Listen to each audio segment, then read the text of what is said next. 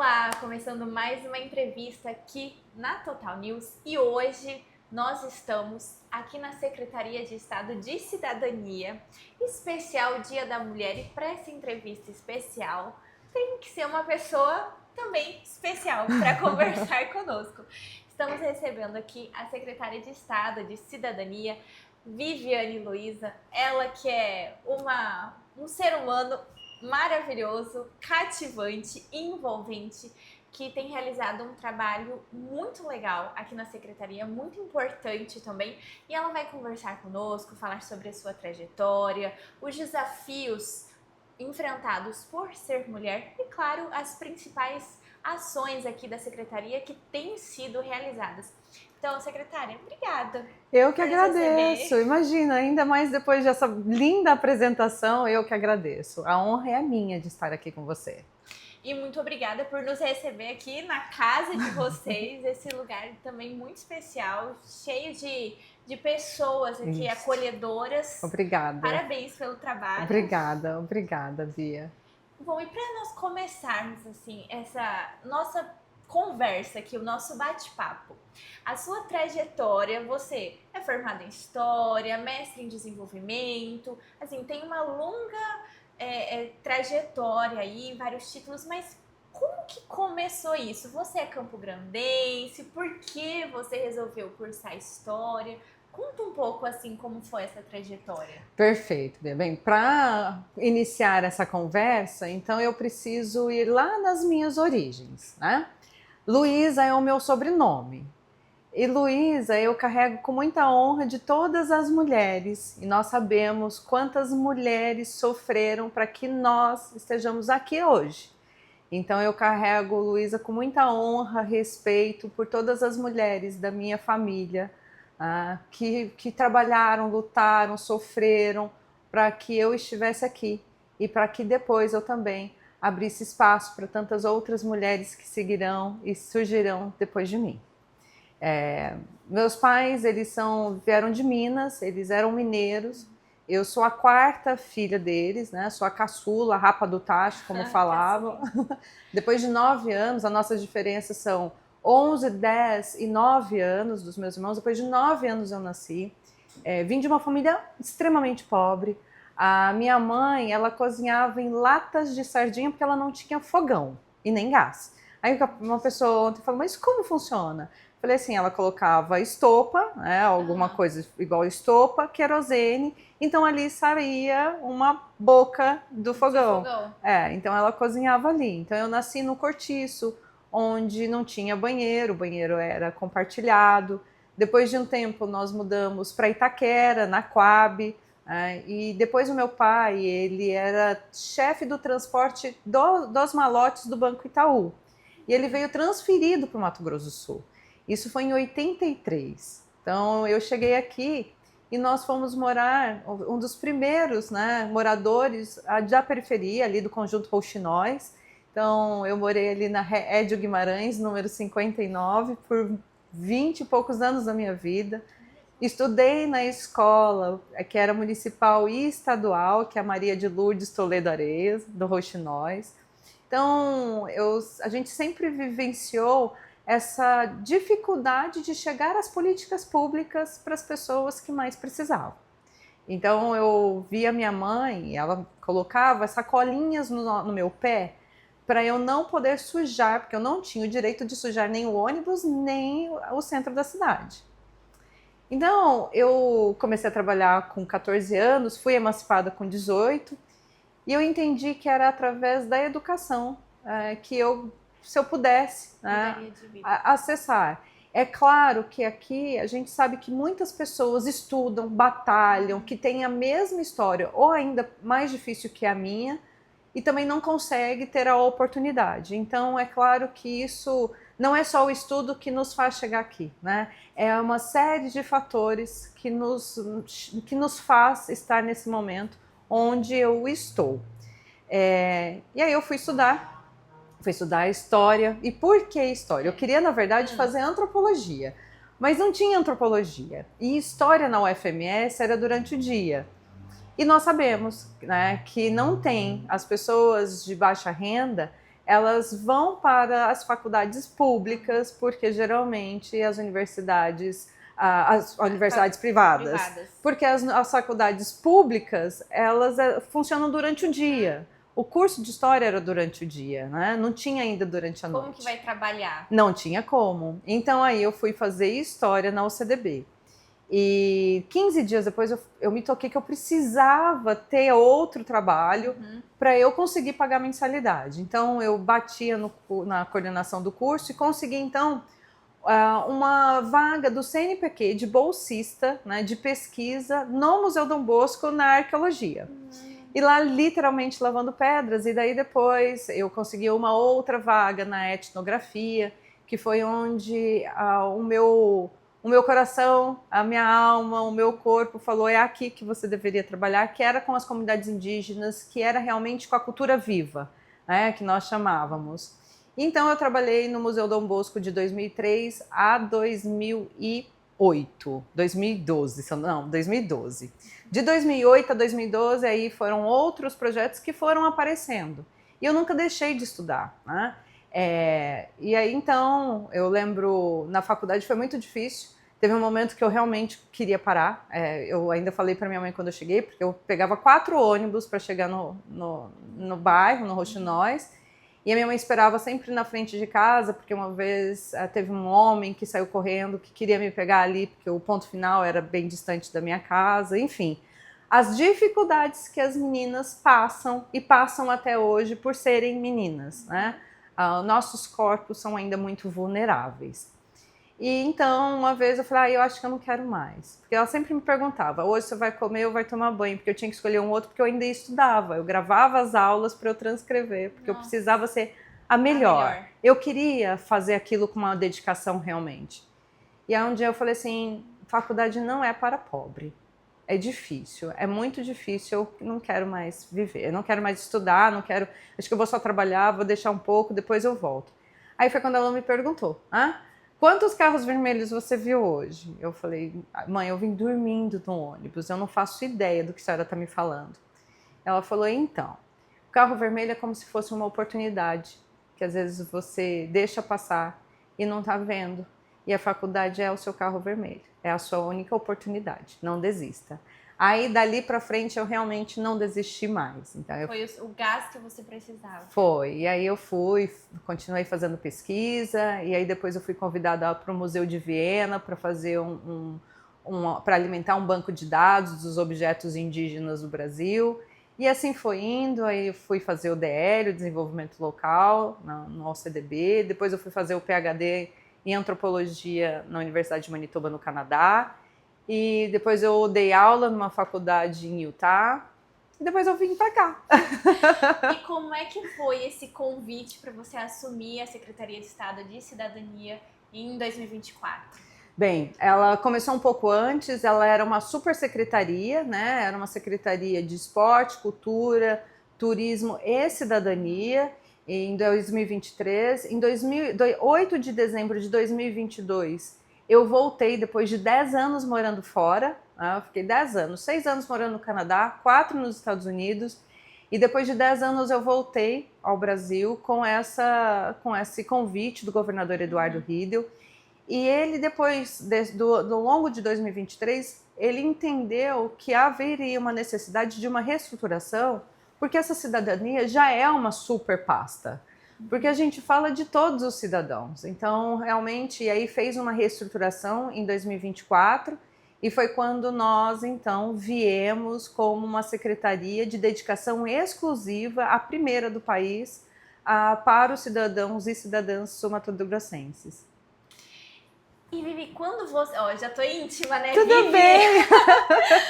Quando você assumiu essa secretaria, qual foi a sensação, assim, de olhar para sua trajetória e pensar, poxa vida, que oportunidade que eu estou tendo? Como que isso aconteceu, assim? Qual foi esse sentimento? Bia, eu vivo esse sentimento até hoje de que, nossa, eu estou num lugar onde que é possível mudar pelo menos um pouquinho a vida de algumas pessoas, né? E essa é um propósito, eu acredito muito em propósitos. e a união de propósitos de todos os servidores e servidoras aqui da cidadania que compreendem e têm o mesmo propósito de saber que a gente faz a diferença na vida de pessoas que a gente não sabe nome, a gente não sabe endereço, mas a gente sabe que a nossa dedicação aqui tem mudado e transformado vidas em todos os territórios e todos os municípios do Mato Grosso do Sul. Mas quando eu assumi, e eu fiz questão de levar meu filho, né? Eu sou mãe solo, o Arthur tem 12 anos hoje. Quando eu fui assinar, então, a posse, né, como secretária da cidadania, eu fiz questão de levar meu filho, porque ali está as minhas raízes, o meu fruto, né, e todo o meu respeito, mais uma vez, com todas as mulheres que vieram antes de mim. E eu gostaria de mostrar que ali realmente era todo o meu respeito, né, e dedicação, como eu tenho ao meu filho. Então eu levei ele até para que ele entendesse que era uma corresponsabilidade dele, porque ele estaria ali dividindo a mãe dele agora com um trabalho que precisa de muito mais tempo. Antes, até nos Estados Unidos, eu deixava ele na escola às 8h30 e ia para a faculdade, dava aula, 4h30, 5 horas. Eu buscava ele e eu era apenas a mãe dele. Hoje, a mãe dele se divide em vários momentos, em vários espaços. Igual ontem, eu cheguei 11 horas da noite de Brasília, e ele já estava dormindo, então... mas ele entende, e ele fala exatamente sobre propósito, né? E principalmente das comunidades indígenas, porque desde os 2 anos ele vai comigo para as aldeias, então ele entende essa dinâmica e o que nós estamos fazendo para as pessoas. Então, para ele, naquele dia de estar na posse comigo, foi realmente eu entregar para a sociedade que ali estava, que era uma entrega e uma dedicação de uma mulher, de uma pesquisadora, mas também de uma mãe. E o desafio ele é contínuo para que a gente realmente continue trabalhando essas políticas públicas e que, principalmente, as mulheres sumatogrossenses se sintam pertencentes a uma gestão estadual. Nós sabemos que as mulheres enfrentam muitos desafios. É jornada tripla, é falta de respeito, é pessoas achando que os nossos corpos são públicos, que não são nossos. Exato. Quais foram, assim, os principais desafios que você enfrentou na sua jornada e que você tem, assim, como objetivo também? Falar, não, no que depender de mim, vou ajudar a acabar com isso, contribuir. Isso mexe muito com a minha pessoa física, viu, Bia? Então vamos lá. Primeiro, eu sempre tive essa sensação de que nós somos muito vulneráveis. Desde menina, por exemplo, quando uma pessoa da minha família, eu tinha 5 anos, tentou me dar um beijo forçado. E eu sabia que aquilo era errado e eu corri para minha mãe, mas eu não contei para minha mãe porque eu achava que aquilo era errado. Então nós, mulheres, desde sempre, a gente se coloca realmente no lugar da culpa, que nós somos culpadas por alguém estar violando o nosso corpo, o nosso direito de ser mulher. Porque nós temos uma liberdade. Exatamente, assim, imagina, eu era uma menina de 5 anos. Então, e paralelo a isto, eu vivenciei, não tanto quanto os meus irmãos, mas eu vivenciei a violência doméstica dentro de casa. O meu pai era alcoólatra, então a minha mãe sofreu muitas violências de todas as formas, não apenas a violência física. Então, desde sempre eu olhava para aquele modelo, eu prometia que eu não gostaria daquilo para minha vida. Então, vivenciei alguns relacionamentos, alguns que também foram abusivos, que eu também tive que procurar a Casa da Mulher Brasileira, que eu também me senti vulnerável. Então, ao longo desses anos, ser mulher, primeiro, tentar nos proteger, nos defender, né, de alguns relacionamentos que podem, e isso passa por qualquer classe social, por qualquer instrução, por qualquer título que você tenha, porque não é isto, né? Realmente essa luta nossa como opressoras, né? Porque desculpa, como as oprimidas, porque os opressores, né, acreditam que eles são donos dos nossos corpos, das nossas vidas, o nosso não é respeitado porque não é o não dele. Pois então, eu vivenciei vários tipos de violência, seja ela dentro de relacionamento, seja ela na faculdade, e seja ela dentro de trabalho. Quem não? Quantas mulheres? Eu gostaria de entender qual foi a mulher que nunca sofreu nenhum tipo de violência no mundo. E eu adoraria que isso realmente fosse muito mais regra do que exceção. Né? E então, para dentro de todos os ambientes, e nós mulheres, nós precisamos sempre mostrar que nós somos competentes, e aí a gente trabalha mais, a gente estuda mais, se esforça mais. Se esforça mais. Nós temos, por exemplo, as mulheres, isso com dados estatísticos já apontam que as mulheres estudam muito mais do que os homens, mas nós ganhamos muito menos que os homens. Então, nessa dinâmica de que a gente sempre precisa provar, sempre foi nos dito, principalmente em gerações passadas, se você é bonita, você não pode ser inteligente, né? Se você é mãe, você não pode trabalhar. Se você não quer ser mãe, é porque você tem algum problema. Então, sempre nos coloca nessa questão de que o problema sempre é nosso. A culpa sempre vai ser nossa. Então, quando você precisa trabalhar muito, e aí eu sempre falo com os meus colegas, quando falam, calma, eu falo, eu gostaria de saber se você falaria calma para um homem. Falam, porque falam tanto pra gente, não fica assim, você tá muito nervosa, tá de TPM. Tá de TPM. Né? Olha, você tá de TPM, acho que você tá muito nervosa. A gente não fala isso para um homem, né? Calma, tenha calma. E a gente, naquele momento, a gente só tá defendendo aquilo que a gente acredita, né? Então, são todas essas nuances de nós, mulheres, somos multifacetadas, né? Seja você para dentro da sua casa, seja você para dentro do trabalho, para a universidade, nós precisamos realmente mostrar por que viemos, comprovar, por mais que a gente já tenha estudado, que a gente tenha feito todos os títulos, trabalhado, mas mesmo assim, você deve ter ocupado esse lugar porque alguém te colocou ali. Não foi a sua competência. Nós não perguntamos isso para os homens. Isso em todos os aspectos. Seja um CEO, por exemplo, homem, ninguém vai perguntar para ele quem que indicou ele para aquele cargo. Acredita-se que é a competência dele que colocou ele ali. Mas para uma mulher vai ter certeza, e se não perguntar diretamente, será velado falando que ali ela foi colocada por um homem, né? Então, são as nossas dificuldades diárias. E sem falar na nossa terceira jornada, quarta jornada, se a gente parar para pensar, por exemplo, na licença paternidade e licença maternidade. A gente está lutando para que os homens tenham a licença paternidade, porque hoje são 5 dias, pelo menos pelos 40 dias ali. Mas será que aquele homem vai voltar para casa e vai cuidar realmente do filho que acabou de nascer e da mãe que precisa daquela ajuda? Ou ele vai para o bar, ou ele vai para o futebol, ou ele vai fazer outra coisa, tudo menos para dentro de casa. É claro que nós temos exceções nesse ambiente, mas ainda não é uma regra, é só uma exceção. Então, quando a gente está falando, por exemplo, de mulheres na política, quantas mulheres não devem sofrer, né, a violência política para chegar até ali e para se manter até ali?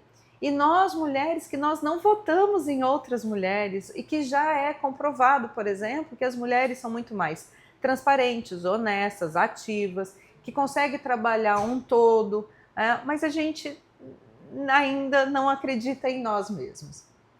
E aí sempre fica aquele, mas será que entre ela e um homem? Não, talvez ele seja mais competente para nos representar. Exatamente, nós fazemos isso com nós mulheres. E a gente precisa cada vez mais nos fortalecer. E por que não ter em todos os ambientes, né, da gestão pública, do legislativo, do judiciário, 50% de mulheres e 50% dos homens, porque ali nós teríamos então os recortes de gênero, e aí mais uma luta, que são as mulheres indígenas, as mulheres negras, nesses ambientes dos espaços de poder. Quantas delas estão ocupando? E a gente não precisa também ir tão longe nos espaços de poder. Vamos para as novelas, para os filmes, vamos fazer uma reflexão das propagandas. Quais as mulheres que estão ali nos sendo representadas? Hoje ainda tem um trabalho maior com as mulheres negras, mas as mulheres indígenas, eu nunca vi uma mulher indígena fazendo uma propaganda de nada. Indo para uma novela, acho que recentemente teve uma, mas assim, como que nós podemos trabalhar, nós mulheres, para que toda a representatividade também esteja nos espaços de fala, de poder de fala. Eu falo enquanto uma mulher branca, periférica, mas eu não sei a dor, por mais que eu tenha trabalhado mais de 20 anos com as mulheres indígenas, eu ainda não sei a dor e a dificuldade de ser uma mulher indígena. Então nós precisamos pensar em todos esses espaços e representatividades de nós mulheres. E quais são as dificuldades que elas enfrentam no dia a dia? Qual é a dificuldade de uma mulher negra, que já tem também apontado que a violência doméstica ela é muito maior para as mulheres negras.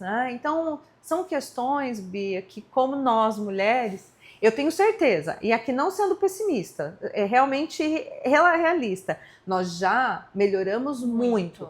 Nós já temos que reverenciar todas as mulheres que lutaram, que morreram, que foram violentadas, violadas em seus direitos, para que nós estivéssemos aqui hoje, podendo falar abertamente das nossas dificuldades enquanto mulheres. Mas nós ainda precisamos lutar muito, falar muito, para que uma sociedade, não apenas mulheres, lutem para a igualdade de gênero.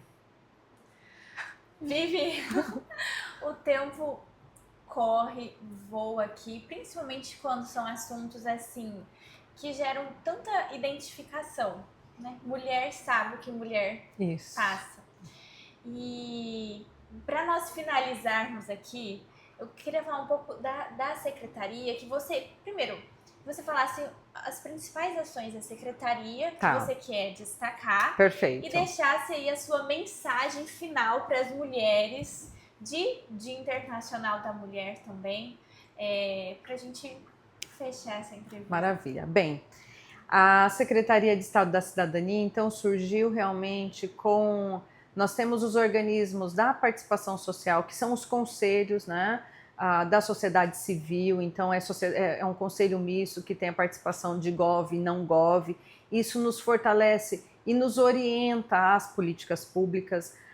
E aí nós temos 8 recortes aqui dentro, Bia. Nós só trabalhamos com as mulheres, com a igualdade racial, com os povos originários, com LGBTQIA+, com as pessoas com deficiência, pessoa idosa, a juventude e assuntos comunitários periféricos, né? Então, eu sempre falo que a política pública da cidadania, a espinha dorsal, ela é mulher. Porque nós estamos falando de políticas públicas para as mulheres periféricas, as mulheres com deficiência ou mães atípicas. Nós estamos falando para as mulheres 60+, para as mulheres jovens, as lésbicas e trans, as mulheres dos quilombos. Então, são as mulheres de todos esses recortes. Mas nós estamos trabalhando com a ideia, né, de sistema de governança. E aí, o que seria isso? A Secretaria de Estado da Cidadania, ela não consegue executar nos 79 municípios. E por isso que nós temos as secretarias municipais, para que nós tenhamos esse diálogo e o fortalecimento da execução lá da gestão municipal. Então, nós começamos com o programa Protege, que é de prevenção e enfrentamento à violência contra as mulheres. São divididos em 3 eixos, da segurança, da autonomia e da educação. De curto, médio e longo duração. Então, a gente faz programas que já é de imediato, depois de médio prazo e depois de longo prazo, para que a gente, então, entenda que é uma política pública de Estado e não de governo, né? Continuidade. A continuidade. Então, hoje nós temos o plano de metas publicado e também os municípios, já mais de 40 municípios fizeram a adesão a esse programa Protege, publicando também o seu plano de metas. porque aí nós conseguimos ter todos os municípios falando a mesma língua, na mesma página. Por exemplo, se eu for no município de Dourados ou se eu for no município de Corumbá, eu sei que lá está publicado o Programa Protege e tem o plano de metas. Tá? Então isso realmente nos colocou em um outro patamar. Também, dentro dessa questão, e quando eu falo da espinha dorsal mulher, nós temos um programa da juventude, nós estamos formando os líderes dentro das escolas através dos grêmios estudantis. Isso é legal. Esse é muito legal. Então, os grêmios estudantis, o ano passado teve um repasse de R$500 para trabalhar as boas práticas da prevenção da violência contra as meninas. Lá, muitas meninas, elas identificaram que os seus namorados realmente estavam sendo violentos com elas, ou que a mãe estava sofrendo violência.